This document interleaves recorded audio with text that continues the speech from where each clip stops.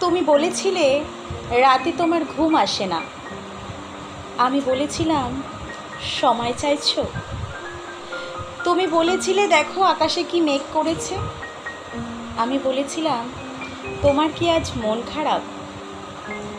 তুমি বলেছিলে চুলে তোমার জট বেঁধেছে। আমি বলেছিলাম স্পর্শ চাইছো।